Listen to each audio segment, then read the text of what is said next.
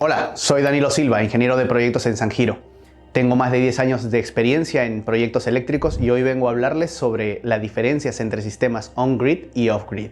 Y en este caso los sistemas on-grid son sistemas conectados a red y off-grid sistemas desconectados de la red. Mucha gente nos ha preguntado sobre si es posible desconectarse de la red y qué implicancias tiene de un sistema off-grid o un sistema desconectado de red. Nosotros podemos decirles que sí, es posible desconectarse de la red. Sin embargo, no lo recomendamos por los siguientes motivos que vamos a explicar a continuación.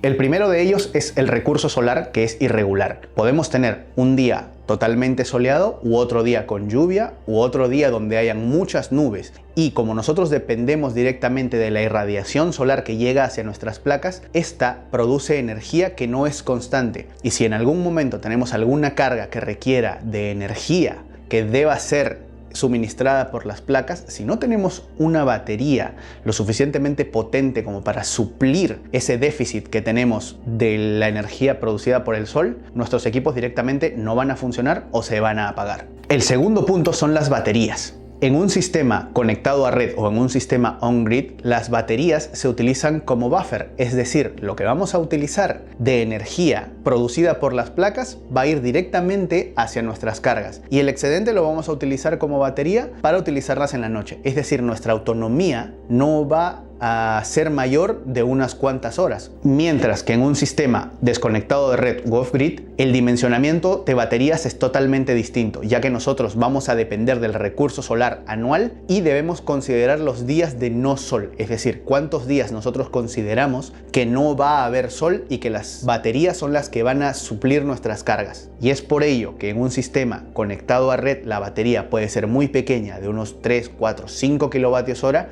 mientras que en un sistema desconectado de red, al ser totalmente dependiente de la producción solar y de la batería en el caso no exista, tenemos que dimensionarlas para 4, 5 o 6 días, dependiendo de la ubicación en donde esté este sistema. Otro punto importante también es el número de placas. Mientras que en un sistema on-grid o conectado a red, las placas producen energía y si en caso por potencia no podemos llegar a suplir todas nuestras cargas, este exceso de energía necesario va a ser tomado de la red. Mientras que en el sistema desconectado de red o sistema off-grid, si en algún momento no tenemos la energía suficiente de las placas, esta vendrá de la batería. Es por ello que en muchas ocasiones en los sistemas desconectados a red se suele sobredimensionar en cuanto a placas y, como ya habíamos hablado en el punto anterior, en la batería. Ahora, ¿por qué vamos a dimensionar un sistema conectado a red y compararlo con un sistema desconectado de red? El primer punto a tener en cuenta es el costo. Un sistema conectado a red es mucho más económico que un sistema desconectado de red. Y el segundo punto, y creo para mí es el más importante, es la confiabilidad del sistema. Si en algún momento nos quedamos sin energía, vamos a depender directamente de la red comercial en el caso de un sistema conectado a red. Es decir, si en algún momento mi sistema falla, yo no me voy a quedar sin energía, porque la energía que voy a tomar en ese momento será de la